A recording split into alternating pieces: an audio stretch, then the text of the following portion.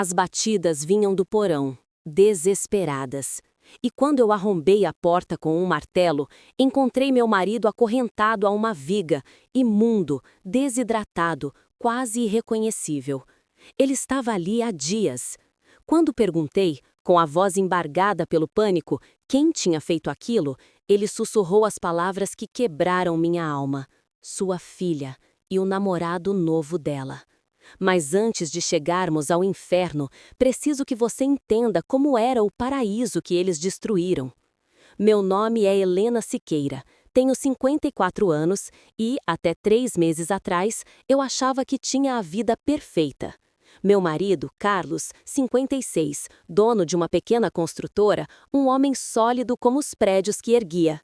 Nossa filha, Luísa, 28, meu orgulho. Inteligente, linda, com uma carreira promissora em marketing.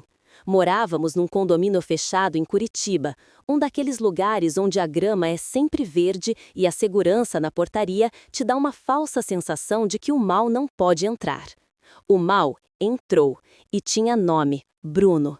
25 anos, o corpo coberto por tatuagens que pareciam um mapa de uma vida que eu preferia não conhecer, e aqueles olhos de peixe morto, sem vida, que me davam arrepios.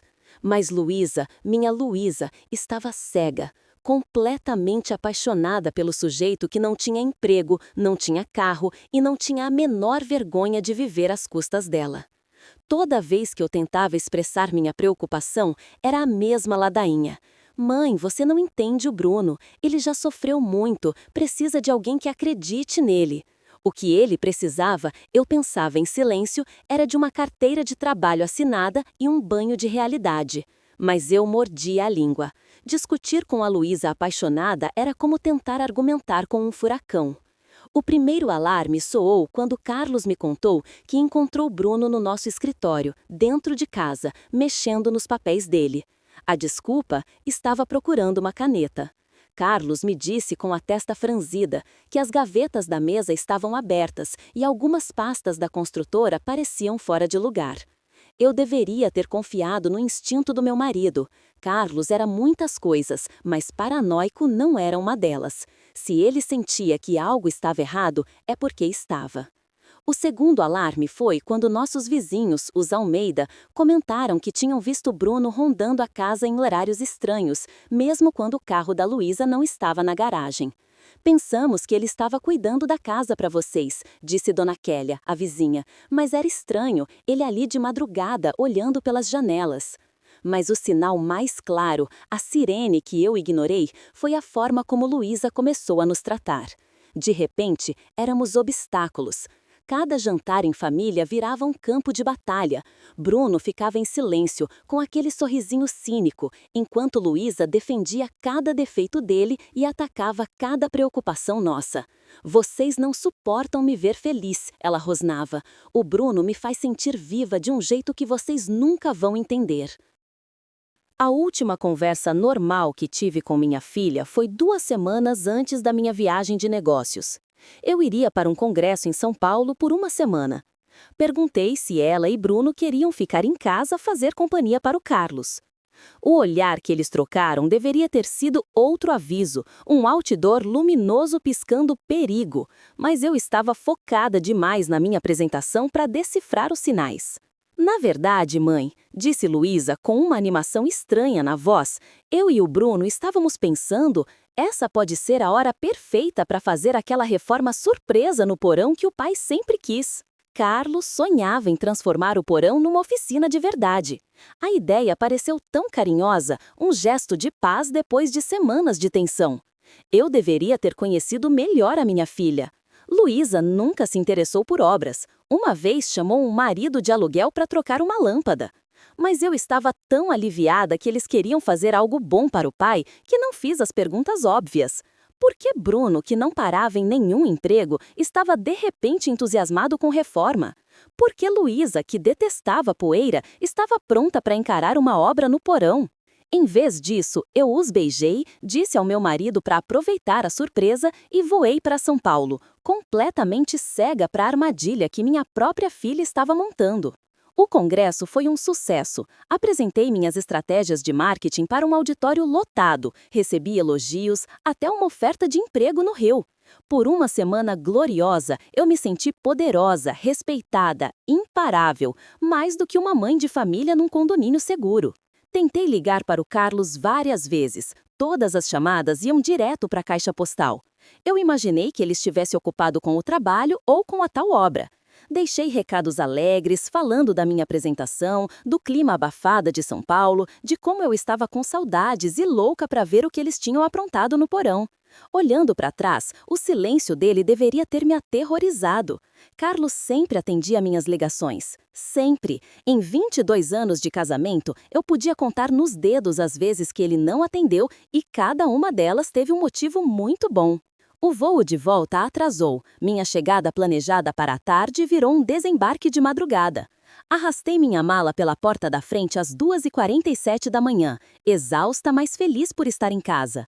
A casa estava escura, normal para o horário. Subi as escadas em silêncio para não acordar o Carlos. Nosso quarto estava vazio. A cama, arrumada, parecia intocada. O lado dele, perfeitamente liso. Meu primeiro pensamento foi que ele tinha dormido na oficina improvisada, no meio da bagunça da reforma. Eu estava sorrindo enquanto descia as escadas de novo, imaginando a cena. Ele caído numa cadeira, cercado de ferramentas e plantas. Eu o acordaria com um beijo, ouviria tudo sobre o progresso deles. E foi aí que eu ouvi. Um som fraco, mas desesperado, vindo de baixo. A porta do porão estava trancada.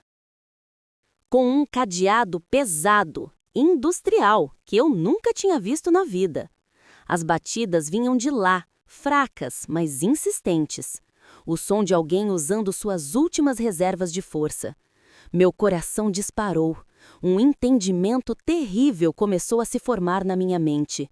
Corri para a cozinha, peguei um martelo na gaveta de tralhas e quebrei aquele cadeado com uma força que eu não sabia que possuía. O que eu encontrei lá dentro vai me assombrar pelo resto da minha vida. Mas essa imagem, a imagem do meu marido acorrentado, foi só o começo. O verdadeiro pesadelo estava prestes a ser revelado. Configuração. Carlos estava acorrentado, como um animal. Usava a mesma roupa que eu beijei de despedida uma semana antes. Agora um trapo imundo. O rosto encovado, os lábios rachados e sangrando. Havia um balde num canto que me dizia tudo o que eu precisava saber sobre as condições em que ele foi mantido. O cheiro de medo e sujeira no ar era tão denso que eu quase podia tocá-lo. "Meu Deus, Carlos!" eu gritei, minhas mãos tremendo tanto que mal conseguiam segurar o martelo. "Quem fez isso com você?" A voz dele era um sussurro rouco, o som de cordas vocais que não eram usadas há dias. Sua filha e aquele namorado dela. As palavras não fizeram sentido. Era impossível. A minha Luísa, que chorava quando pisava sem querer numa borboleta, não faria isso. Mas então ele agarrou meus pulsos com a pouca força que lhe restava, e seus olhos, selvagens de desespero, me prenderam. "Helena, escute. Eles iam me enterrar vivo, amanhã de manhã." Um calafrio percorreu minha espinha, gelado e cortante. Ele contou tudo. O plano era fazer parecer que ele tinha sofrido um infarto enquanto trabalhava na reforma. Luísa, a filha dedicada, o encontraria, uma tragédia. Ela me contaria aos prantos que eu não precisaria saber o que realmente aconteceu. Meu corpo travou, o martelo ainda na minha mão. Eu estava certa de que tinha ouvido errado, que o trauma o estava fazendo delirar. "E você, Helena?" ele continuou, a voz ganhando uma urgência terrível. "Você seria a próxima. Um acidente de carro amanhã à noite, voltando para casa arrasada com a notícia. Rápido, trágico, sem chance de defesa." Minhas pernas cederam, o martelo ainda na minha mão. Eu estava certa de que tinha ouvido errado, que o trauma o estava fazendo delirar. "E você, Helena?" ele continuou, a voz ganhando uma urgência terrível. "Você seria a próxima. Um acidente de carro amanhã à noite, voltando para casa arrasada com a notícia. Rápido, trágico, sem chance de defesa. Minhas pernas cederam, o martelo ainda na minha mão. Eu estava certa, o mundo girando.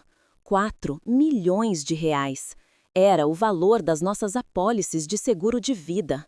O valor que nossa filha tinha colocado nas nossas cabeças. Luísa era uma executiva de marketing, não uma assassina.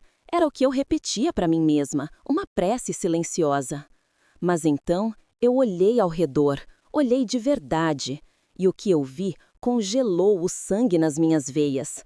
Havia uma área do piso de cimento recém-removida, um retângulo de terra batida com talvez 2 metros de comprimento por 1 de largura. Uma cova. No canto, sacos de cal virgem empilhados, lonas plásticas pesadas dobradas sobre uma bancada que não estava ali antes da minha viagem. Eles iam te enterrar aqui, sussurrei, o horror me sufocando. Carlos apenas assentiu, fraco. Ele me contou que Bruno se gabava, dizia que já tinha feito aquilo antes em outros estados. Dizia que era mais fácil do que se imagina fazer alguém desaparecer quando a própria família está no esquema. A mãe, Helena, a mulher que eu era, morreu naquele instante. No lugar dela, nasceu outra mulher, uma mulher que eu não conhecia. Com dificuldade, ajudei Carlos a subir. Minha mente corria a 1000. Onde eles estavam agora? Sabiam que eu tinha voltado mais cedo? Quanto tempo nós tínhamos antes que eles voltassem para terminar o serviço? Como se lesse meus pensamentos, Carlos segurou meu braço. Eles não te esperam até amanhã à noite. Isso nos dá talvez umas 18 horas. 18 horas para quê? Eu disse, a voz dura, estranha aos meus próprios ouvidos. Nós vamos chamar a polícia, contar tudo.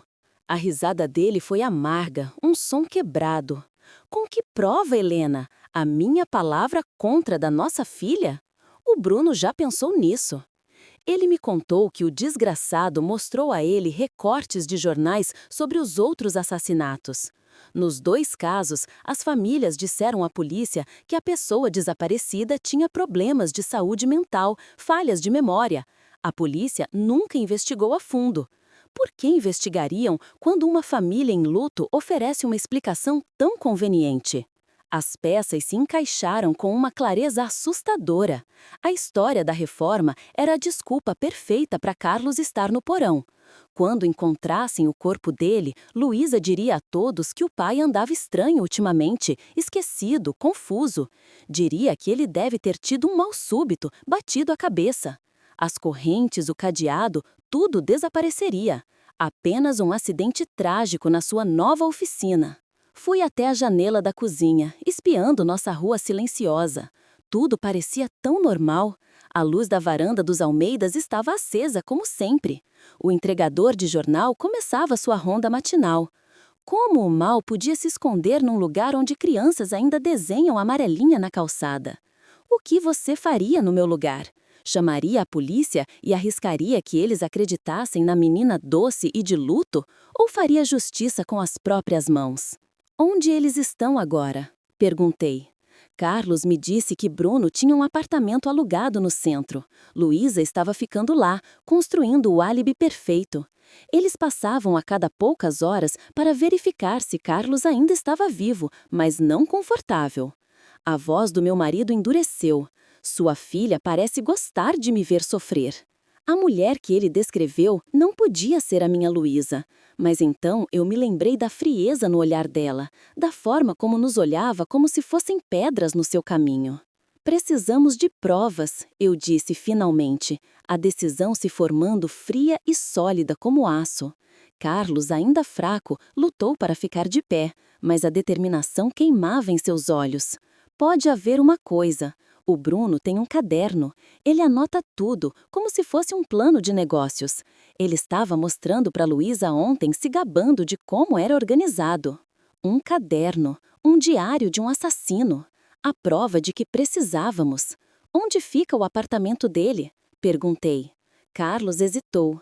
Helena, não podemos simplesmente entrar lá. Se eles nos pegarem...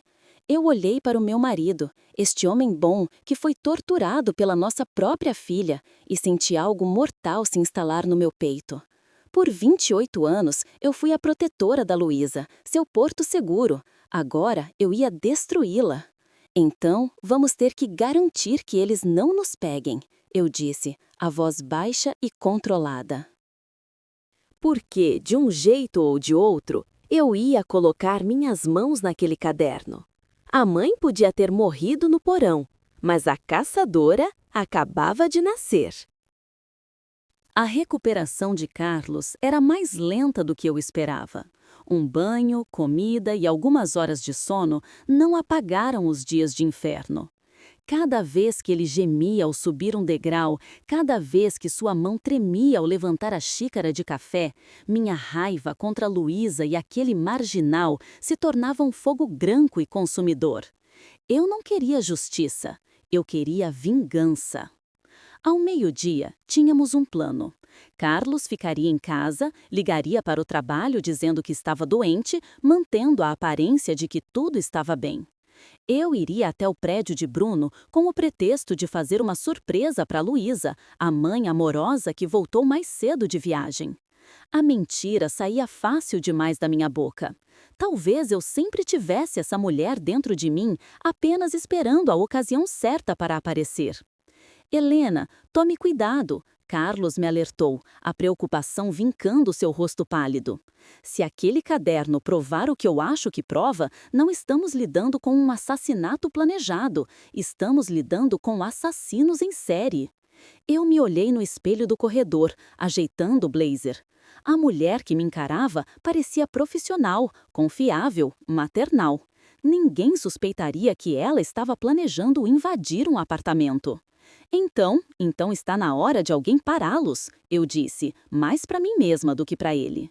Bruno morava no edifício Riverside, um daqueles prédios no centro onde os vizinhos mal se cumprimentam e o porteiro faz o mínimo de perguntas. Perfeito para alguém com segredos. Estacionei do outro lado da rua e observei o prédio por 30 minutos, mapeando as câmeras, o fluxo de entrada e saída. Às 14h15, vi minha chance. Uma senhora idosa se atrapalhava com sacolas de supermercado na porta principal. Corri para ajudá-la, seguindo-a para dentro com um sorriso caloroso e uma conversa fiada sobre o calor úmido de Curitiba. "Visitando alguém, minha querida?" ela perguntou no elevador. "Minha filha", menti suavemente, a história já ensaiada. "Ela não está se sentindo bem, então eu vim trazer uma sopa." O rosto da mulher se iluminou. "Que mãe atenciosa! Espero que ela melhore." Eu sorri. Se ela soubesse o tipo de sopa que eu estava cozinhando. O apartamento de Bruno era o 3B. Esperei o corredor ficar vazio e bati suavemente na porta. Nenhuma resposta. Bati de novo, um pouco mais forte, chamando com minha voz de mãe mais preocupada. "Luísa, querida, sou eu, a mamãe. Cheguei mais cedo de São Paulo e queria ver como você está." Silêncio. Eu sabia que eles não estavam lá. O plano era matar Carlos à tarde. Eles não estariam em casa. Girei a maçaneta sem muita esperança. Ela cedeu. A porta estava destrancada. O desgraçado era tão arrogante, tão seguro de sua genialidade criminosa, que nem se deu ao trabalho de trancar a porta. Ou talvez fosse apenas isso, um amador estúpido que se achava um gênio. De qualquer forma, deslizei para dentro e tranquei a porta atrás de mim. O apartamento era menor do que eu esperava, com aquele ar de lugar temporário, de quem está pronto para desaparecer a qualquer momento. Mas o que prendeu minha atenção imediatamente foi a pilha de cadernos sobre a mesa de centro. 3 cadernos espirais, cada um com um nome e uma data na capa. Patrícia Guedes, 2019. Roberto Almeida, 2021. Carlos Siqueira, 2023. Minhas mãos tremiam quando abri o caderno do meu marido. Página após página de planos meticulosos. Os horários de trabalho da Luísa, as rotinas diárias do Carlos, os melhores momentos para acessar nossa casa sem serem vistos, plantas do nosso porão, até mesmo esboços de onde eles planejavam enterrar o corpo dele. Era o roteiro da morte do meu marido, escrito com uma caligrafia fria e organizada. Mas foram os outros cadernos que me fizeram sentir o gosto do vômito na boca. Patrícia Guedes, uma viúva de 62 anos em Florianópolis, cujo enteado a deu como desaparecida em 2019. Roberto Almeida, um pai divorciado de Belo Horizonte, cujo filho alegou que ele tinha fugido com uma mulher que conheceu online. Bruno guardava tudo: fotos das vítimas antes de morrerem, cronogramas detalhados dos assassinatos, até recortes de jornais sobre as investigações. Era uma coleção de troféus de um serial killer. Só que Bruno não trabalhava sozinho. Cada caderno continha fotos de mulheres jovens diferentes, parceiras diferentes, filhas e enteadas que ajudaram Bruno a assassinar seus próprios pais. O mal tinha um método, e minha filha era apenas a mais nova recruta. Peguei meu celular e comecei a fotografar as páginas o mais rápido que pude. Nomes, datas, locais, métodos, tudo que pudesse ajudar a polícia a conectar esses casos e impedir que Bruno encontrasse sua próxima parceira. E foi então que ouvi vozes no corredor. Vozes familiares. Eu ainda acho que a gente devia ter esperado até de noite. Era a voz da Luísa, tensa. E se ela chegar em casa mais cedo? A voz de Bruno era divertida, confiante. Relaxa, meu amor. O voo da sua mãe só pousa às 6 da tarde. Mesmo que ela venha direto para casa, isso nos dá tempo de sobra para limpar a bagunça. A bagunça! Eles estavam falando do meu marido como se fosse lixo a ser descartado. Fechei os cadernos rapidamente, colocando-os exatamente como os encontrei, e procurei freneticamente um lugar para me esconder. O apartamento era pequeno demais. O quarto, óbvio. O banheiro, eles poderiam precisar usar. O armário. Era pequeno, mas fundo, cheio de roupas com cheiro de cigarro e perfume barato. Espremi-me entre as jaquetas de couro de Bruno e prendi a respiração enquanto a chave girava na fechadura. O que você sentiria trancada num armário a centímetros de distância da sua filha que planeja te matar? Eu senti o ódio se transformar em algo mais frio, em um propósito. Eu não ia apenas pará-los, eu ia caçá-los. Eu ia me tornar o pesadelo deles. Então, qual é o cronograma? Perguntou Luísa assim que entraram. A voz dela, que antes me acalmava, agora soava como vidro quebrado. Do meu esconderijo apertado, o cheiro de cigarro e perfume barato me sufocando, eu ouvia o roteiro da minha própria morte. Simples, disse Bruno, com a tranquilidade de um psicopata. Vamos para sua casa às 3, cuidamos do seu pai, limpamos o porão. Hoje à noite, quando sua mãe chegar, ela encontra o corpo dele e sofre um acidente trágico a caminho de pedir ajuda. A risada dele fez minha pele se arrepiar. E depois, meu amor, esperamos o dinheiro do seguro e planejamos nosso próximo passo. Tô pensando num lugar quente dessa vez. Nordeste, talvez. Muitas viúvas solitárias no Nordeste. Eles já estavam planejando a próxima vítima, a próxima filha a ser seduzida e transformada em assassina. Pressionei a mão sobre a boca para abafar um soluço de raiva. Não acredito que estou fazendo isso, disse Luísa, a voz agora mais baixa, vacilante. Um pingo de dúvida. Pensando em amarelar? O tom de Bruno ficou frio, cortante como uma lâmina. Não, não, claro que não. É só que ele é meu pai, sabe? Seu pai que nunca acreditou em você, Bruno rebateu, a voz dele um veneno sibilante. Seu pai que te trata como criança, seu pai que está entre você e a vida que você merece. Eu queria gritar. Carlos idolatrava Luísa. Ele fez horas extras para pagar a faculdade dela, comemorou cada promoção, se gabava das conquistas dela para quem quisesse ouvir. Como Bruno conseguiu torcer esse amor e transformá-lo em algo tão feio? Você tem razão, disse Luísa, a voz firme novamente. Ele nunca me viu como uma adulta. E a mamãe é ainda pior, sempre tentando me proteger de tomar minhas próprias decisões. Depois disso, meu bem, disse Bruno, você nunca mais vai ter que se preocupar com ninguém controlando sua vida. O silêncio que se seguiu foi preenchido por sons de coisas sendo arrumadas. Ele estava juntando o kit para matar meu marido. E as outras famílias? Perguntou Luísa de repente. Aquelas dos seus cadernos. Eles nunca descobriram o que realmente aconteceu? A enteada da Patrícia se mudou para a Califórnia com a herança, nunca olhou para trás. O filho do Roberto comprou uma casa em Las Vegas, também nunca olhou para trás. Famílias são engraçadas, Luísa. Quando alguém morre e deixa dinheiro, as pessoas não ficam tão ansiosas para fazer perguntas desconfortáveis. E se fizessem? Ela insistiu. Aí elas sofreriam acidentes também.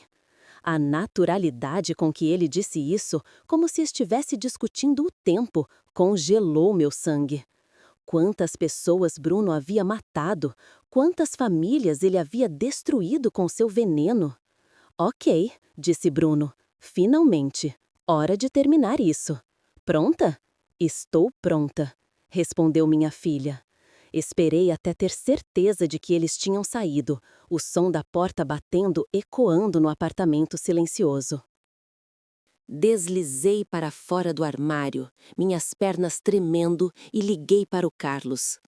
Eles estão indo, sussurrei, a urgência me engasgando. Agora mesmo, eles estão indo te matar. Saia de casa, eu disse a ele enquanto corria para o meu carro. Vá para a delegacia, vá para qualquer lugar, apenas saia daí agora. E as provas, os cadernos? Ele perguntou. Eu já estava dando a ré, minhas mãos trêmulos no volante. Eu tenho fotos, dezenas delas, temos tudo o que precisamos. Mas eu estava errada. Enquanto eu corria pelas ruas de Curitiba, furando sinais vermelhos e rezando para que nenhum policial me parasse, eu percebi. Nós tínhamos fotografias de cadernos que podiam desaparecer a qualquer momento. Tínhamos o testemunho de Carlos sobre ter sido aprisionado, mas nenhuma prova física das correntes ou do cadeado.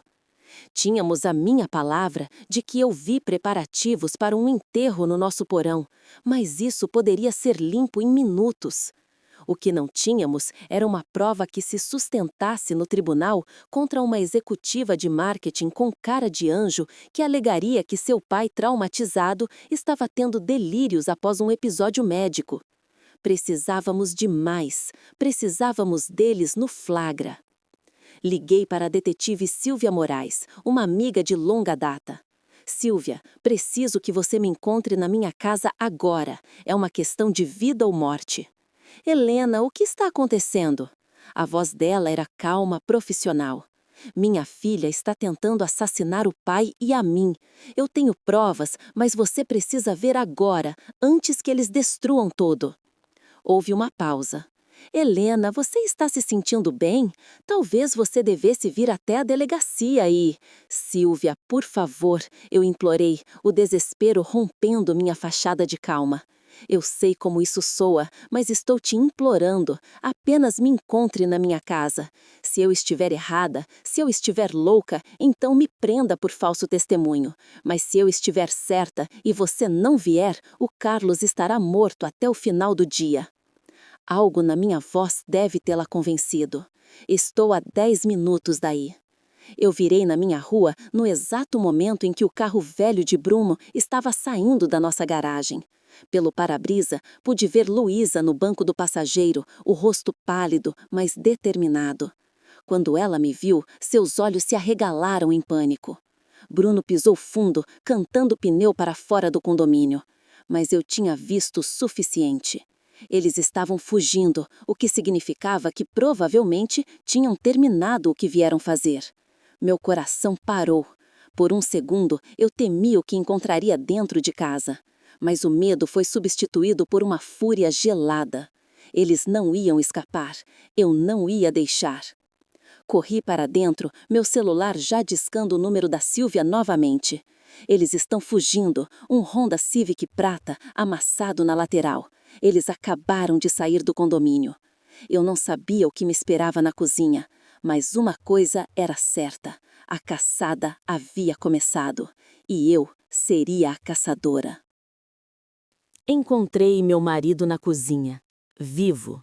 Mas o sangue que manchava a toalha de prato enrolada em seu braço me dizia que a morte tinha passado por ali, e por pouco não o levava. O alívio que senti foi imediatamente engolido por uma nova onda de fúria. Eles não tinham apenas tentado matá-lo, eles o tinham machucado. "O que aconteceu?" perguntei, correndo para ajudá-lo. Ele me contou, com a voz falhando, que eles chegaram para terminar o serviço. Bruno veio em sua direção com uma seringa, dizendo que seria rápido e indolor. Mas meu Carlos, mesmo fraco, lutou como um leão enjaulado. Na briga, ele conseguiu desviar a agulha, mas caiu sobre a mesa, quebrando um copo e cortando o antebraço. O corte foi uma bênção disfarçada. Deu a ele a chance de pegar a seringa das mãos de Bruno. Ele me entregou um saquinho plástico, onde guardava a prova. A morte rápida e pacífica que eles tinham prometido para o meu marido. A detetive Silvia Moraes chegou nesse momento, a expressão dela uma mistura de preocupação profissional e o ceticismo de uma policial com 20 anos de carreira. Ela ouviu nossa história, o olhar dela se movendo entre o meu rosto tenso e o braço ensanguentado de Carlos. Eu via a dúvida em seus olhos. A história de uma filha tentando matar os pais por dinheiro parecia roteiro de novela barata. Foi quando eu mostrei a ela as fotografias dos cadernos no meu celular. A expressão dela mudou completamente. O ceticismo deu lugar ao choque e depois a um reconhecimento sombrio. "Essas outras vítimas?" ela disse, dando zoom nas imagens. "Patrícia Guedes. Era um dos nossos casos arquivados em Santa Catarina. Nunca encontramos provas suficientes para entender o que aconteceu com ela." "Porque a enteada dela estava ajudando a cobertar tudo", expliquei, a voz fria. "O Bruno tem um sistema, Silvia. Ele encontra garotas com pais ricos, as seduz e as convence de que o assassinato é a única saída para terem o que merecem." O olhar dela encontrou o meu, e pela primeira vez vi que ela acreditava em cada palavra. "E você acha que sua filha?" "Eu sei que minha filha está planejando nos matar pelo dinheiro", eu a interrompi. "A questão é, você vai nos ajudar a impedi-la?" Silvia não respondeu com palavras, pegou o rádio e começou a dar ordens, despachando viaturas para o apartamento de Bruno e emitindo um alerta para todas as unidades com a descrição do carro e dos dois. Mas eu sabia que eles já estavam longe. Bruno era experiente demais para ficar por perto depois de uma tentativa de assassinato fracassada. "Qual a situação do seguro de vida?" perguntou Silvia, já no modo de investigação total. Carlos e eu nos olhamos. 5 milhões de reais para cada um, admiti. Atualizamos as apólices no ano passado, quando a construtora expandiu, e a Luísa é a única beneficiária. Nós achávamos que estávamos sendo pais responsáveis, garantindo que ela ficaria bem se algo nos acontecesse. Silvia balançou a cabeça. "Em vez disso, vocês pintaram alvos nas próprias costas." Enquanto Silvia coordenava com outros detetives, eu a levei até a porta do porão. "Preciso te mostrar outra coisa." O porão estava exatamente como eu o deixara depois de libertar Carlos. A cova recém-aberta, os sacos de cal, as lonas. A materialização do plano doentio deles. "Meu Deus", Silvia sussurrou, o profissionalismo dando lugar ao horror puro. Eles realmente iam enterrá-lo vivo. "A questão é o que acontece agora", eu disse, mais para mim mesma do que para ela. "Eles sabem que nós sabemos, sabem que temos provas. O que os impede de desaparecerem e encontrar novas vítimas em outro estado com outra família?" O rádio de Silvia crepitou com uma atualização da unidade que revistava o apartamento de Bruno. "Doutora Silvia, o apartamento está vazio. Parece que saíram com pressa, mas encontramos algo interessante." "O quê?" ela perguntou. "Mais cadernos. Parece que eles tinham planos para pelo menos mais 6 vítimas em potencial. todas mulheres jovens com pais ricos. Esse cara estava administrando um serviço de recrutamento para o assassinato. Senti um enjoo. Quantas outras filhas Bruno havia envenenado contra seus pais? Quantas outras famílias estavam em perigo naquele exato momento? Tem mais uma coisa, continuou o policial. Encontramos passagens aéreas. 2 voos só de ida para a Cidade do México, partindo hoje à noite, às 23h47. Silvia olhou para o relógio. Eram 16h30. Se agirmos rápido, podemos pegá-los no aeroporto.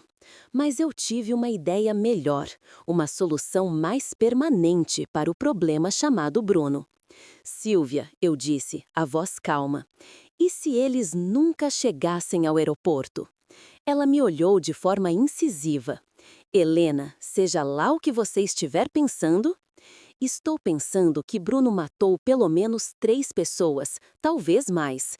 Estou pensando que ele transformou minha filha em cúmplice de tentativa de homicídio. E estou pensando que a justiça tem um jeito engraçado de deixar pessoas como Bruno escaparem por entre os vãos.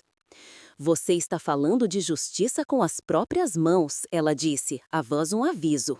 Estou falando de proteger outras famílias do que ele fez com a minha. Carlos colocou a mão no meu ombro. Helena, eu sei que você está com raiva. Eu também estou. Mas temos que fazer isso do jeito certo. O jeito certo. O jeito que colocaria Bruno na prisão por talvez 10 anos, enquanto minha filha pegaria ainda menos tempo por ser uma cúmplice manipulada. Você tem razão, eu disse ao meu marido, embora minha mente já estivesse traçando um plano diferente. Mas enquanto Silvia coordenava a emboscada no aeroporto e Carlos dava seu depoimento oficial, eu pensava naquelas passagens aéreas e em como seria fácil interceptar 2 fugitivos desesperados antes que eles chegassem ao seu destino. Algumas coisas são importantes demais para serem deixadas nas mãos da justiça. Algumas coisas são importantes demais para serem deixadas nas mãos da justiça. A emboscada da Silvia no aeroporto foi um fracasso. Luísa e Bruno nunca apareceram para o voo, o que significava que eles tinham um plano B ou estavam escondidos em algum buraco de rato até a poeira baixar. A aposta mais segura é que eles já estão longe, Silvia me disse no dia seguinte, tomando um café na minha cozinha que agora parecia um cenário de crime. O Bruno já fez isso antes, ele sabe como desaparecer. Mas eu não estava convencida. Bruno tinha investido tempo e esforço demais na Luísa para simplesmente abandoná-la. E, mais importante, ele deixou para trás seus preciosos cadernos, seus troféus. Homens com o ego do tamanho do de Bruno não abandonam seus troféus sem lutar. O que você acha? Um homem assim, tão metódico e arrogante, simplesmente fugiria ou tentaria recuperar o controle? E se ele não estiver fugindo? Sugeri, a ideia se formando na minha cabeça. E se ele estiver se reagrupando? Silvia franziu a testa. Se reagrupando para quê? Pense bem, ele passou meses planejando nossas mortes, 5 milhões em seguro de vida, uma casa que vale quase 2, os ativos da construtora do Carlos. Não é o tipo de prêmio que alguém como o Bruno abandona facilmente. Você acha que ele vai tentar de novo? Ela perguntou, a preocupação genuína em sua voz. Eu acho que o ego do Bruno não vai permitir que ele aceite a derrota, eu respondi. E acho que minha filha está em um perigo muito maior do que ela imagina. Nos 3 dias seguintes, eu interpretei o papel da sobrevivente grata.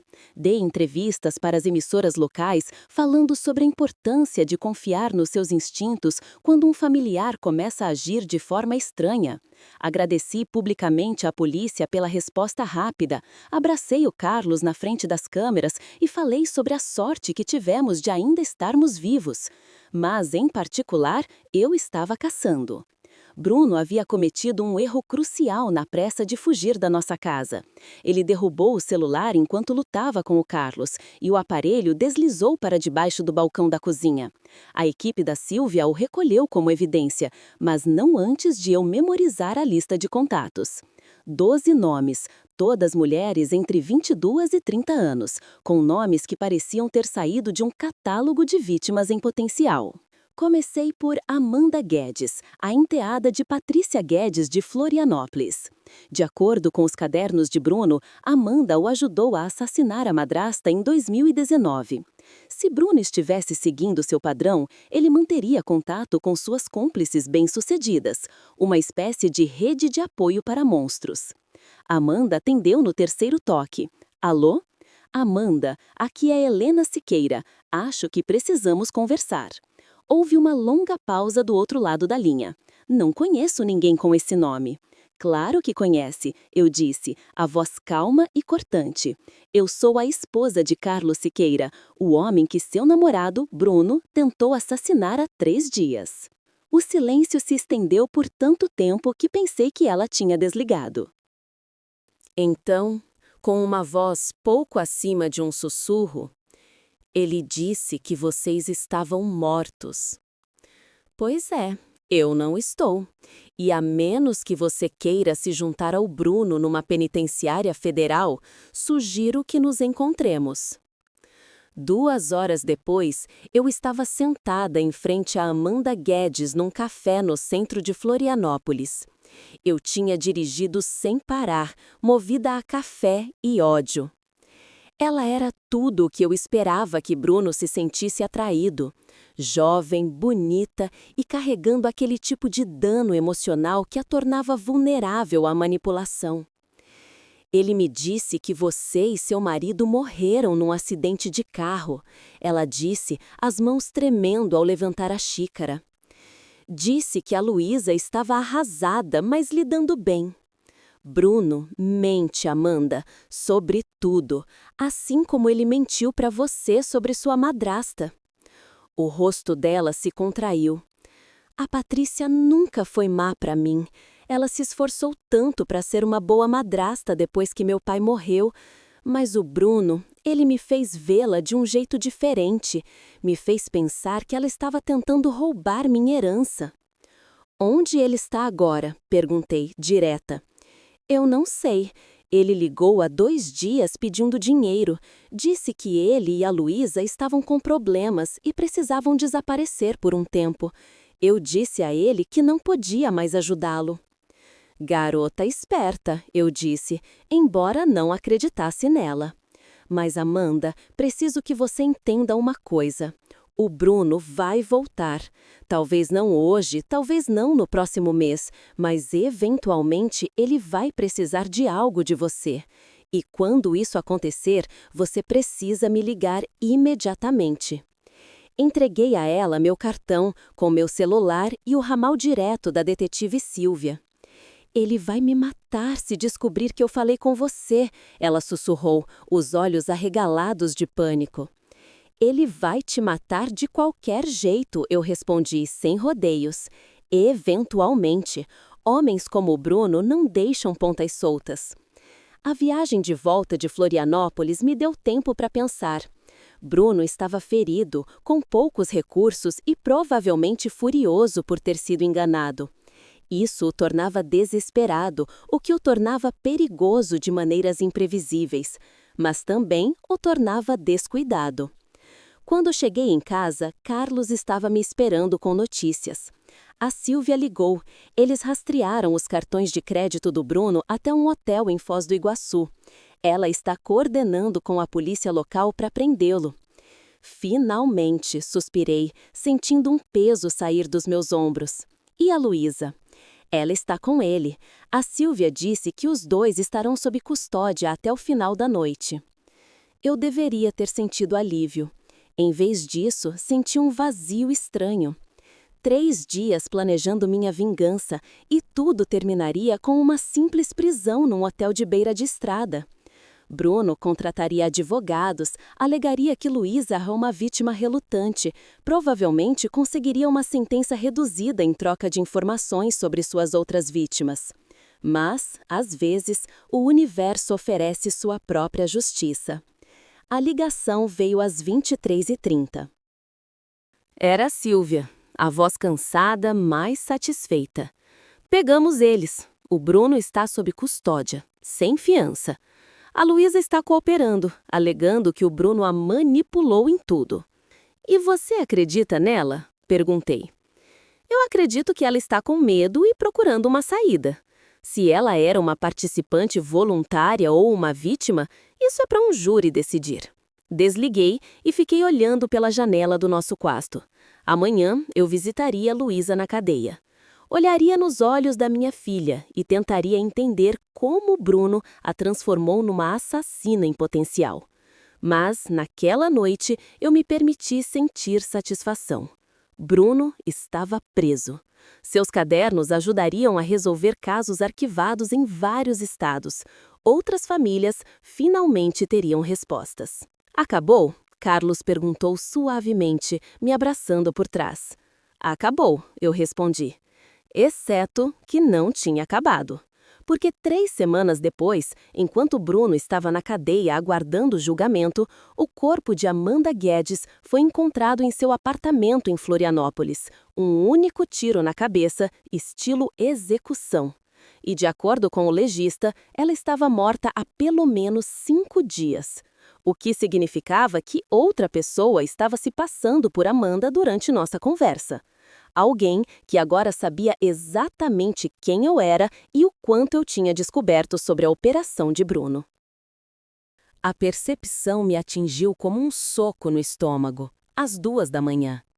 Se Amanda Guedes estava morta há dias antes do nosso encontro, então a mulher com quem eu tomei café em Florianópolis, a mulher que tremeu e me contou sobre o telefonema de Bruno, era uma impostora, um fantasma usando o rosto de uma morta.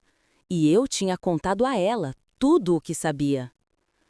Liguei para Sílvia imediatamente, o pânico gelando minhas veias. Sílvia, temos um problema. Helena, são 2h, o quê? Amanda Guedes está morta, eu a cortei. Está morta há dias. A mulher com quem me encontrei não era ela. O silêncio do outro lado da linha me disse que ela estava processando as implicações tão rápido quanto eu. Tem certeza? A polícia de Santa Catarina encontrou o corpo no apartamento dela. O legista disse que ela morreu na terça passada. Eu me encontrei com ela na sexta. Meu Deus, Sílvia sussurrou. Isso significa que a organização do Bruno é maior do que pensávamos. E eles sabem que você está investigando. Em menos de 1 hora, minha casa virou uma fortaleza improvisada. Sílvia estava lá com outros 2 detetives e um especialista em segurança. Nossos telefones foram grampeados, nossa casa colocada sob vigilância e Carlos e eu, oficialmente, estávamos sob proteção policial. Eu me senti menos protegida e mais enjaulada. A mulher com quem você se encontrou? Perguntou um detetive chamado Rodrigues, revisando meu depoimento pela 3ª vez. Descreva-a de novo. Morena, 20 e poucos anos, 1,65 m mais ou menos, eu repeti, fechando os olhos, tentando lembrar dos detalhes. Nervosa, ficava checando o celular. Disse que morava em Florianópolis, mas o sotaque parecia mais do Sudeste, talvez de São Paulo. Alguma característica marcante? Ele insistiu. Eu me forcei a voltar àquele café, àquela mesa, àquela mentira. Uma pequena cicatriz na mão esquerda, entre o polegar e o indicador. E ela usava uma pulseira de prata, com iniciais. Você viu quais eram as iniciais? Perguntou Sílvia, inclinando-se para frente.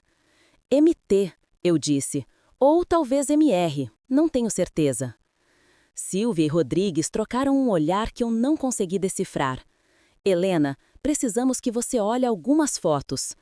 Eles espalharam fotos de mulheres jovens na minha mesa de jantar, mas um rosto fez meu sangue gelar. É ela, a mulher com quem me encontrei. O nome dela é Mariana Torres, disse Rodrigues, a voz sombria. Ela é a verdadeira parceira do Bruno. não uma de suas vítimas, a sócia dele. As peças se encaixaram com uma clareza horrível. Bruno não era apenas um serial killer que seduzia filhas vulneráveis, ele era parte de uma equipe. Mariana selecionava as vítimas em potencial, enquanto Bruno cuidava do recrutamento e do assassinato. Quantas famílias eles destruíram? Perguntei, a voz fraca. Ainda estamos conectando os pontos, disse Silvia. Mas achamos que são pelo menos 15 famílias em 7 estados. 15 famílias. Isso significava que Mariana Torres era potencialmente mais perigosa que Bruno, porque ela era quem nunca sujava as mãos diretamente. Ela era quem podia desaparecer completamente, enquanto Bruno levava a culpa. Onde ela está agora? Eu quis saber, admitiu Rodrigues. Mas, Helena, você criou um problema para a operação deles. Você é a primeira vítima que sobreviveu e juntou provas. A Mariana vai querer eliminar essa ameaça. Então, o que fazemos? Perguntei, já sabendo a resposta que odiaria. Esperamos, disse Silvia. Monitoramos as comunicações, seguimos cada pista e mantemos você segura até conseguirmos rastreá-la. Esperar não estava na minha natureza. Na semana seguinte, enquanto Carlos voltava ao trabalho com escolta policial e eu tentava manter uma aparência de vida normal, eu estava, na verdade, planejando. Mariana Torres cometeu um erro crucial ao se encontrar comigo. Ela revelou que a organização de Bruno ainda estava ativa, ainda caçando. Mas, mais importante, ela me mostrou que eles estavam preocupados o suficiente com as minhas provas para arriscar um contato direto. Isso significa que eles precisavam de algo de mim, e pessoas que precisam de algo podem ser manipuladas. Voltei para a lista de contatos do celular de Bruno. Se Mariana era a parceira dele, ela estaria se comunicando com a mesma rede. Comecei a ligar para cada número, me passando por uma assistente social. A maioria das ligações não deu em nada, mas 3 me deram o que eu precisava. Uma jovem em Belo Horizonte, a que mencionei antes, disse: "Eu já disse para outra senhora que não preciso de serviços, aquela que ligou semana passada perguntando sobre meu padrasto." A outra senhora, Mariana, ainda estava caçando. A terceira ligação foi o jackpot. O número estava registrado em nome de um homem em Salvador. Quando liguei, Mariana Torres atendeu. "Alô? Olá, aqui é Helena Siqueira", eu disse, a voz doce como veneno. "Acredito que nos encontramos em Florianópolis na semana passada." O silêncio durou tanto que pensei que a ligação tinha caído. "Senhora Siqueira", disse Mariana, a voz fria como gelo. "Eu estava me perguntando quando voltaria a ter notícias suas." "Tenho certeza que sim. Agora, vamos falar sobre o que você realmente quer." "O que eu quero é que você pare de interferir em coisas que não entende." "Eu entendo perfeitamente", eu rebati. "Você e o Bruno assassinam pais pelo dinheiro deles e agora estão preocupados que eu vá expor toda a sua operação. Você não tem ideia com o que está lidando. Então por que não me explica, cara a cara? Chega de se esconder atrás de identidades de mulheres mortas." Outra longa pausa. "Você quer um encontro. Eu quero acabar com isso, de um jeito ou de outro." "Amanhã, 14h", ela disse. "Tem um distrito industrial na zona leste da cidade, perto da antiga tecelagem. Venha sozinha." "E se eu não for?", eu a desafiei. "Então seu marido morre, seus vizinhos morrem, qualquer um que te ajudou morre. Isso acaba amanhã, senhora Siqueira. A única questão é se acaba só com a sua morte ou com a de muito mais gente." Ela desligou. Eu tinha acabado de marcar um encontro com uma serial killer, mas também tinha acabado de dar a ela exatamente o que ela queria, a chance de me eliminar. A questão era, ela percebeu que a armadilha era para ela e não para mim? Eu não contei ao Carlos sobre o encontro. Não contei à detetive Silvia. Não contei a ninguém, porque o que eu estava planejando não era exatamente legal. Mariana Torres tinha matado pelo menos 15 pessoas e estava ativamente procurando por mais. O sistema de justiça daria a ela advogados, recursos, talvez até um acordo de delação premiada em troca de testemunhos sobre os outros crimes de Bruno. Ela pegaria 20 anos, sairia na casa dos 40 e provavelmente começaria a matar de novo. Isso não era aceitável. No dia seguinte, às 13h45, estacionei a 3 quarteirões da antiga tecelagem e caminhei até o local do encontro.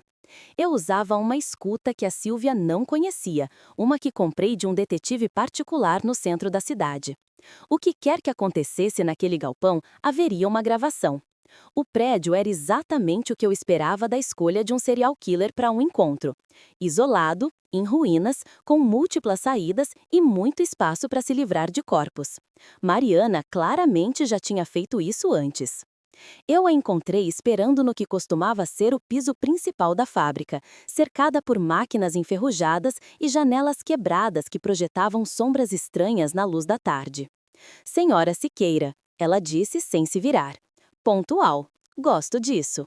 Mariana Torres, ou esse nem é seu nome de verdade? Eu perguntei, mantendo a voz firme. Ela riu, finalmente se virando para mim. Pessoalmente, ela era menor do que eu esperava, talvez 1,60, com aquele tipo de rosto esquecível que seria perfeito para sua linha de trabalho. Meu nome verdadeiro não é importante, ela disse. O que é importante é o que acontece a seguir. O que acontece a seguir é que você me conta sobre as outras vítimas, todas elas. Ou, ela arqueou uma sobrancelha. Ou, eu publico tudo o que sei sobre sua operação. Os cadernos do Bruno, a conexão com o assassinato da Amanda Guedes, os nomes de seus outros cúmplices. Eu tenho provas suficientes para destruir toda a sua rede. Mariana sorriu, um sorriso que não alcançou seus olhos mortos. Senhora Siqueira, acho que você está confusa sobre quem tem o poder aqui. Ela pegou o celular e me mostrou uma transmissão de vídeo ao vivo. Era o Carlos, na nossa cozinha, preparando um café, completamente inconsciente de que alguém o estava filmando através da nossa janela. O ar saiu dos meus pulmões. Seria tão fácil, continuou Mariana, a voz suave como seda. Um assalto que deu errado. Seu marido reage, é morto. Muito trágico. Acontece todos os dias em Curitiba. Você está blefando, eu disse, mas minha voz tremeu. Estou? Ela tocou no celular e eu assisti impotente enquanto o telefone do Carlos tocava. Ele atendeu. Carlos, aqui é a Mariana. Sou uma amiga da sua esposa. Ela me pediu para avisar que vai se atrasar e que é para você esperar por ela na cozinha. Eu via o Carlos pelo vídeo, parecendo confuso, mas obediente. Ele desligou e voltou para a cozinha, posicionando-se diretamente na linha de visão do cinegrafista. Um telefonema, disse Mariana, é tudo o que preciso. Mas eu vim preparada para essa possibilidade. Às vezes, para caçar um monstro, você precisa se tornar um. Antes de fazer essa ligação, eu disse, a calma na minha voz surpreendendo até a mim mesma, você talvez queira checar as notícias. Mariana franziu a testa, mas abriu um portal de notícias local em seu telefone. A manchete fez seu rosto empalidecer. Rede de assassinos em série é exposta. Documentos ligam tentativa de homicídio local a casos arquivados em todo o país. Eu não esperei pelo nosso encontro para divulgar as provas, expliquei. O jornal desta manhã tem uma matéria completa sobre a operação do Bruno. Sua foto está na primeira página como a cúmplice suspeita dele. Até o final do dia, todos os departamentos de polícia do país estarão procurando por você. Você? Ela começou, a fúria distorcendo suas feições. Ah, essa não é nem a melhor parte, eu a interrompi. Eu também contatei a Unidade de Crimes Financeiros da Polícia Federal sobre o ângulo da fraude de seguros. Acontece que assassinar pessoas por suas apólices de seguro de vida é um crime federal. Mesmo que você matasse o Carlos agora, nunca conseguiria coletar um centavo sem acionar uma investigação federal. A fachada confiante de Mariana estava rachando. Você acha que isso termina com o Bruno e eu? Nós somos parte de algo muito maior. Estou contando com isso, porque cada pessoa que você entregar é mais uma sentença de prisão perpétua a menos na sua eventual condenação. Não haverá condenação, ela cuspiu. Eu estarei longe antes. Para onde você vai, Mariana? Eu perguntei. Seu rosto está em todos os jornais. Suas impressões digitais estão no sistema agora. Cada fronteira, cada aeroporto, cada rodoviária vai ter sua foto. Acabou. Ela me encarou, provavelmente calculando suas opções restantes. Correr e passar o resto da vida se escondendo, ou lutar e provavelmente morrer num tiroteio com a polícia. Existe uma terceira opção, eu disse em voz baixa. Você me ajuda a encontrar as outras vítimas. Você me dá nomes, locais, provas, tudo o que sabe sobre as famílias que o Bruno alvejou. Em troca, eu recomendarei que os promotores considerem um acordo de cooperação. Por que você faria isso? Ela perguntou, desconfiada. Porque 15 famílias merecem saber o que aconteceu com seus entes queridos. E porque você é mais útil para elas do que morta. Mariana ficou em silêncio por um longo momento, ponderando. Então, ela pegou o celular novamente. Mas em vez de ligar para seu cúmplice que vigiava o Carlos, ela discou 190. Aqui é Mariana Torres. Sou procurada em conexão com múltiplos assassinatos em 7 estados. Estou pronta para me render, mas só falarei com a agente federal Ana Martins e quero imunidade total em troca de tudo o que sei sobre a organização. Ela olhou para mim enquanto a atendente confirmava sua localização. A agente Ana é sobrinha da Patrícia Guedes, a vítima do Bruno. Ela está nos caçando há 4 anos. As peças se encaixaram uma última vez. Isso não era apenas sobre assassinos em série aleatórios. Era sobre algo muito mais pessoal. Bruno não matou apenas uma viúva qualquer.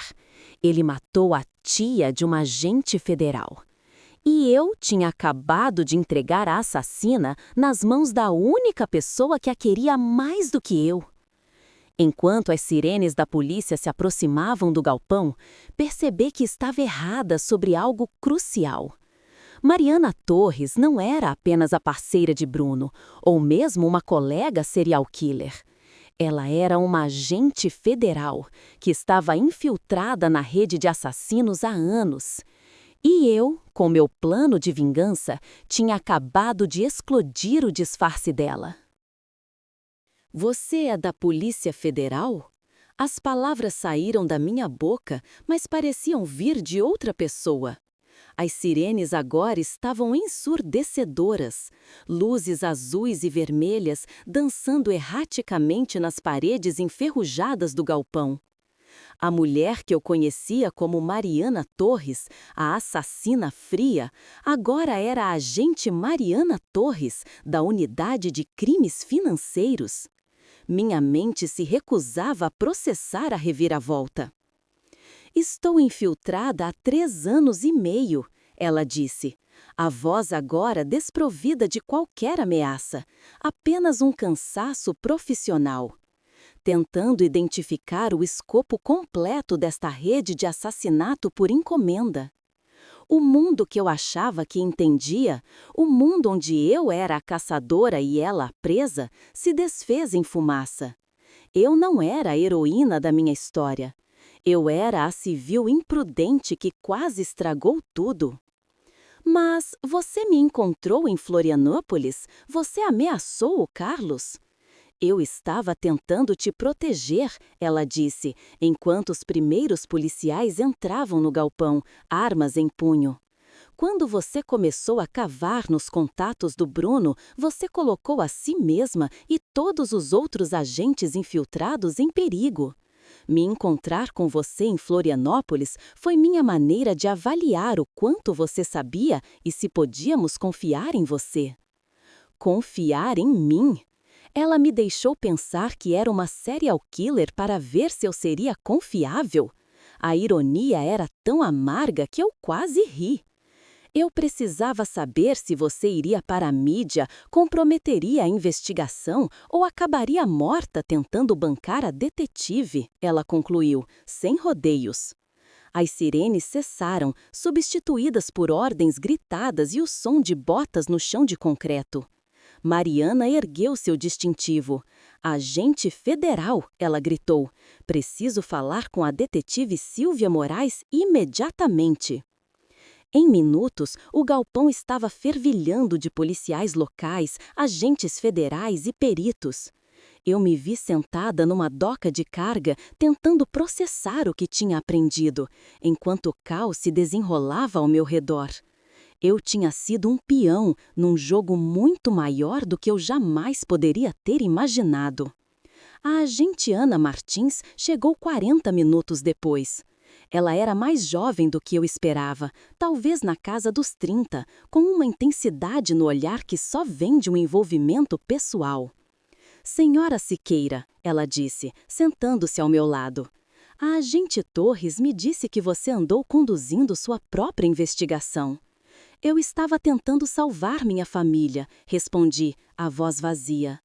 "Eu entendo, e você fez um excelente trabalho", ela disse, e por um segundo eu senti um pingo de orgulho. "Os cadernos que você fotografou nos deram provas cruciais que estávamos procurando há anos." "Provas de quê, exatamente?", perguntei. A agente Martins pegou um tablet e me mostrou um organograma complexo. A rede de assassinos não era apenas Bruno e Mariana. Eram pelo menos 30 pessoas em 12 estados. "Eles se chamam o Clube da Herança", ela disse. O nome era tão banal, tão suburbano, que o tornava ainda mais monstruoso. O organograma mostrava conexões entre dezenas de nomes. A foto de Bruno estava no centro de um dos ramos, com vários outros rostos liderando seus próprios ramos.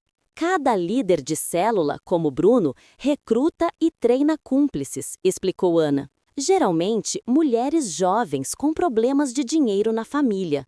Eles fornecem identidades falsas, documentos e, o mais importante, alvos. Alvos. Pais e padrastos ricos cujos filhos poderiam ser vulneráveis à manipulação. A organização fazia uma pesquisa extensa, registros financeiros, dinâmica familiar, perfis psicológicos. No momento em que alguém como Bruno se aproxima de um cúmplice em potencial, continuou a agente, eles sabem exatamente quais botões apertar. Estudei o gráfico mais de perto, o estômago revirando. Quantas pessoas eles mataram? Confirmamos 87 assassinatos nos últimos 8 anos, ela respondeu, mas achamos que o número real está mais perto de 150. A magnitude do mal era avassaladora. "E a Luísa?", eu comecei, a garganta fechando. Sua filha foi recrutada por Bruno há aproximadamente 4 meses. Eles estavam observando sua família desde o ano passado, mapeando suas rotinas, os ativos do seu marido, suas apólices de seguro. Mas por que a Luísa especificamente? Eu precisava saber. A expressão da agente Martins suavizou. Sua filha tem passado por dificuldades. Financiamento estudantil, dívidas de cartão de crédito, um salário que não corresponde às suas expectativas de estilo de vida. A organização visa especificamente jovens adultos sob pressão financeira que têm pais com patrimônio substancial. Então, nunca foi sobre amor. Bruno nunca se importou com a minha filha. Bruno é um sociopata que vê os seres humanos como ferramentas, disse Ana, confirmando o meu pior medo. Sua filha era simplesmente a ferramenta mais eficiente para acessar a riqueza da sua família. A percepção me atingiu como um golpe físico. Tudo o que Luísa disse sobre Bruno fazê-la se sentir viva, sobre encontrar alguém que a entendia, tinha sido uma manipulação cuidadosamente calculada. "Onde ela está agora?", perguntei, a voz um fio. "Na delegacia, cooperando com nossa investigação." "Senhora Siqueira, sua filha também é uma vítima aqui." Bruno usou técnicas de manipulação psicológicas sofisticadas para convencê-la de que assassinar você e seu marido não era apenas justificado, mas necessário para a sobrevivência dela. As palavras dela deveriam me confortar, mas só aumentavam a minha dor. A agente Torres se aproximou de nós, não mais interpretando o papel de assassina. Senhora Siqueira, eu lhe devo um pedido de desculpas e uma explicação. Quando você publicou as provas, forçou a organização a acelerar o cronograma de vários assassinatos planejados. Graças a você, conseguimos avisar 3 famílias e prender os assassinos designados. Você salvou pelo menos 6 vidas. 6 vidas salvas? Mas a que custo? Eu tinha arriscado a minha, a do meu marido, e explodido uma operação federal de anos. Mas tem mais uma coisa que você precisa saber sobre sua filha, disse a agente Martins, o olhar dela sério. Algo que muda a forma como vemos a participação dela. O quê? Eu perguntei, meu coração batendo forte. Na noite em que Bruno tentou injetar a seringa no seu marido, a Luísa ligou para o 190. Eu a encarei, incrédula. O quê? A ligação foi desconectada antes que ela pudesse falar com alguém, continuou a agente Martins. Mas nós temos a gravação. Ela discou 190 e disse: "Acho que alguém vai se machucar", antes de Bruno arrancar o telefone da mão dela. Um fio de esperança fino e frágil começou a se formar no meio do meu desespero. Ela estava tentando parar tudo, eu sussurrei. No último minuto, sim, confirmou a agente. A manipulação de Bruno foi poderosa, mas não foi completa. Uma parte da sua filha ainda estava tentando salvar o pai dela. Pela primeira vez em semanas, quando pensei em Luísa, não senti apenas raiva. Senti uma pontada de algo que se parecia com compaixão. Talvez houvesse esperança de reconstruir nossa relação afinal. Talvez algumas traições pudessem ser perdoadas, mesmo que nunca esquecidas. 3 dias depois, eu estava sentada numa sala de conferências estéril na delegacia, esperando para ver a Luísa pela primeira vez desde que ela tentou ajudar a nos matar. Minhas mãos estavam firmes, mas meu coração era uma bagunça. Quando a trouxeram, eu mal a reconheci. Ela tinha perdido peso, o rosto estava pálido e os olhos tinham aquele olhar vazio de quem viu o inferno de perto. Mas quando ela me viu, desabou completamente. "Mãe", ela soluçou, as lágrimas escorrendo pelo seu rosto. me desculpa, por favor." Uma parte de mim queria ficar com raiva, queria fazê-la sofrer como Carlos e eu sofremos. Mas, olhando para aquela jovem mulher quebrada, eu vi minha garotinha que costumava correr para minha cama durante as tempestades. "Me conta o que aconteceu, Luísa. Tudo", eu pedi, a voz mais suave do que eu pretendia. Entre lágrimas, ela me contou sobre a manipulação gradual de Bruno. Como ele começou validando suas reclamações sobre dinheiro, sobre sentir que nós não respeitávamos sua independência. Como ele lentamente transformou suas frustrações em ressentimentos e, eventualmente, em justificativas para uma ação extrema. "Ele dizia que vocês nunca me deixariam crescer", ela disse, a voz embargada, "que nunca me veriam como uma adulta capaz de tomar as próprias decisões. Ele fez parecer que vocês eram o inimigo." "E o plano de assassinato?", eu perguntei, a palavra pesando no ar entre nós. A voz dela caiu para um sussurro. "Ele disse que pareceria um acidente, que o papai simplesmente iria dormir e não acordaria, e que você teria um acidente de carro rápido voltando para casa. Ele prometeu que ninguém sofreria." "Mas você sabia o que estava fazendo, Luísa. Você o ajudou a acorrentar seu pai naquele porão." "Eu sei", ela chorou. "Eu sei como isso é terrível, mas o Bruno, ele fazia tudo parecer tão lógico. Ele disse que o papai ficaria bem por alguns dias, que só precisávamos dele fora do caminho enquanto montávamos a cena do acidente. Ele disse que você nem souberia que o papai tinha sofrido." "E quando você percebeu que era errado?" Eu precisava entender o ponto de virada. Ela limpou os olhos, deixando rastros de rímel em suas bochechas. Quando eu vi o rosto do papai naquele porão, quando eu percebi o quão aterrorizado ele estava, o Bruno tinha me dito que o papai ficaria inconsciente na maior parte do tempo, mas ele estava acordado e estava me implorando para ajudá-lo. Mas você não o ajudou, eu a confrontei. Eu estava com medo do Bruno naquela altura, ela admitiu. Ele tinha começado a ficar violento quando eu questionava qualquer coisa. Ele me bateu 2 vezes naquela semana quando perguntei se tínhamos certeza sobre o plano. Senti uma onda familiar de raiva protetora. Ele te bateu? Foi quando eu soube que tinha cometido um erro terrível, mas eu não sabia como sair. O Bruno disse que se eu desistisse, ele contaria a todos que eu tinha sido a única a planejar tudo. Ele tinha gravações minhas concordando com o plano, fotos minhas ajudando nos preparativos do porão. Então, você estava presa, eu disse, começando a entender a teia de que ela havia caído.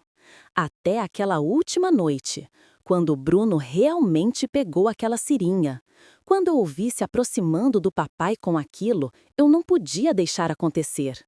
Eu tentei ligar para o 190, mas o Bruno me ouviu e pegou o telefone.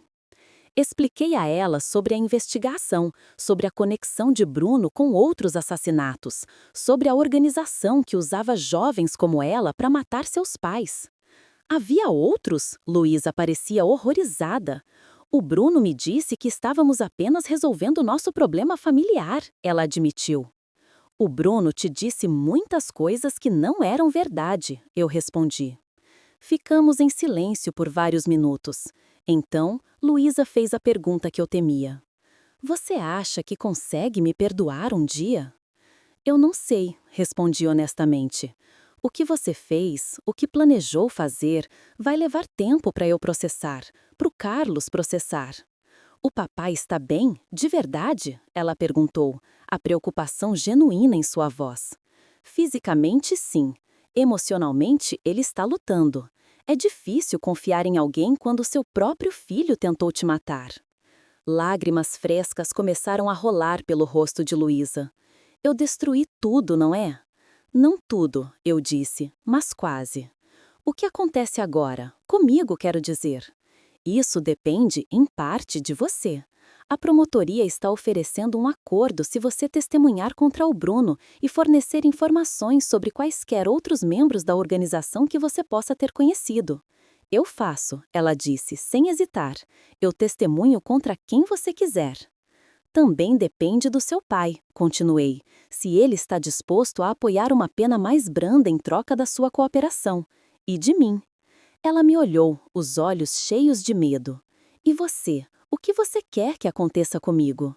Estudei o rosto da minha filha, procurando sinais da manipulação e da frieza que vi quando estava com Bruno. Em vez disso, vi remorso genuíno e terror sobre seu futuro. Eu quero que você procure ajuda. Ajuda psicológica de verdade para entender como você deixou alguém te convencer a assassinar seus próprios pais. Eu quero que você assuma a responsabilidade por suas escolhas. E, eventualmente, se você estiver disposta a fazer o trabalho, eu quero encontrar um caminho de volta para sermos uma família. Quando saí da delegacia naquele dia, me senti emocionalmente esvaziada, mas estranhamente esperançosa. A Luísa que eu vi não era o monstro que a minha raiva tinha pintado. A manipulação era real, o dano psicológico era real, mas o remorso dela também era. Carlos estava me esperando em casa com notícias. A agente Martins tinha ligado. Bruno, confrontado com as provas esmagadoras dos cadernos e o testemunho de Mariana, confessou tudo. Em troca de uma sentença de prisão perpétua em vez do corredor da morte, ele estava entregando nomes e locais de toda a organização. E a Luísa? Perguntei, o coração na mão. Homicídio qualificado foi reduzido para conspiração e fraude, disse Carlos, a voz cansada. Se ela testemunhar e completar um programa de reabilitação psicológica, pode sair em 3 a 5 anos. Ele me encarou, seus olhos buscando os meus. Como você se sente sobre isso? Ficamos em silêncio por um longo tempo. Eu sinto que nossa filha também foi uma vítima, ele disse finalmente, ecoando as palavras da agente federal. Uma vítima que quase se tornou uma assassina, mas ainda assim uma vítima. Se ela está disposta a procurar ajuda, a assumir a responsabilidade, talvez a gente consiga encontrar o caminho de volta. Naquela noite, sentados na nossa varanda, Carlos me perguntou algo que o vinha incomodando. Você acha que nós falhamos como pais? A tornamos vulnerável a alguém como Bruno? Eu acho que fizemos o melhor que podíamos com o que sabíamos na época, respondi, olhando para as estrelas. E acho que o Bruno era um especialista em encontrar e explorar vulnerabilidades que todo jovem adulto tem. Não podemos mudar o que aconteceu, Carlos. Só podemos decidir como vamos seguir em frente. 2 semanas depois, assistimos à sentença de Bruno. Ele não mostrou remorso, nenhuma emoção, enquanto o juízo sentenciou à prisão perpétua, sem possibilidade de liberdade condicional. Mas quando Luísa subiu ao tribunal para testemunhar sobre as técnicas de manipulação dele, eu vi algo que não esperava. Eu vi minha filha lutando de volta. 6 meses depois, estávamos numa sessão de terapia familiar. Luísa, em liberdade condicional, estava completando seu programa de reabilitação. Era nossa primeira tentativa de reconciliação estruturada. O Bruno usou o que chamam de radicalização guiada, ela explicou à terapeuta, olhando para nós. Ele validou minhas frustrações com dinheiro, com a sensação de que vocês não respeitavam minha independência. Depois, gradualmente, transformou essas frustrações em ressentimento e, finalmente, em justificativas para uma ação extrema. E como você se sente sobre seus pais agora? Perguntou a terapeuta. Grata, envergonhada, esperançosa. Luísa olhou diretamente para nós. Eu entendo agora que tudo que o Bruno me disse sobre vocês foi projetado para me isolar do meu sistema de apoio. Vocês não estavam tentando me controlar, estavam tentando me proteger. Depois da sessão, fomos almoçar juntos. Foi estranho, cuidadoso, mas foi um começo. 1 ano após a prisão de Bruno, a agente Martins nos contatou com uma atualização. O Clube da Herança havia sido completamente desmantelado. 47 pessoas foram condenadas e mais de 100 assassinatos foram resolvidos em 15 estados. Suas provas foram cruciais, Helena, ela nos disse. Aquelas fotos dos cadernos nos levaram a testemunhas que nunca teríamos encontrado. 2 anos após o incidente no porão, Luísa se formou em seu programa de reabilitação psicológica com honras. A juíza encerrou oficialmente sua liberdade condicional. Ela escolheu ficar perto de casa, trabalhando numa ONG que ajuda outras famílias afetadas por fraudes. Passei tanto tempo fugindo da família, achando que independência significava rejeitar todos que se importavam comigo, ela nos explicou durante um jantar em nossa casa. Não quero cometer esse erro de novo. 3 anos depois, publiquei um livro sobre nossa experiência. O Porão, como uma família sobreviveu a um plano de assassinato, se tornou um best-seller. Luísa escreveu o epílogo. Minha mãe salvou minha vida 2 vezes, ela escreveu. Uma ao descobrir a verdade sobre o plano de Bruno, e outra ao escolher o perdão em vez da vingança. Ela me deu a chance de me tornar a pessoa que eu deveria ser, em vez da assassina que ele tentou me transformar. Bruno morreu na prisão 18 meses depois, esfaqueado por outro detento. Não senti satisfação com sua morte, apenas alívio por ele nunca mais poder machucar outra família. Mariana Torres, a agente, deixou a PF e agora trabalha como consultora, ajudando famílias a reconhecer os sinais de manipulação financeira. Ela nos manda um cartão de Natal todos os anos. E a Luísa? Ela está noiva de um assistente social que conheceu em seu trabalho, alguém que conheceu toda a sua história antes de se apaixonar por ela. O casamento é no próximo mês. Carlos vai levá-la ao altar e eu provavelmente vou chorar durante toda a cerimônia. Mas serão lágrimas de alegria desta vez. Lágrimas por uma família que se recusou a deixar o mal destruir o que construímos juntos. Algumas histórias terminam com vingança, outras com justiça. A nossa terminou com amor, porque às vezes o amor é realmente mais forte que a traição. Bruno queria destruir nossa família. Em vez disso, ele nos ensinou o quão preciosa ela realmente era. E no final, isso nos tornou mais fortes do que qualquer manipulação poderia nos tornar fracos. Obrigada por me ouvir. Se você ainda está aqui comigo, é porque sabe que algumas feridas, por mais profundas que sejam, podem cicatrizar.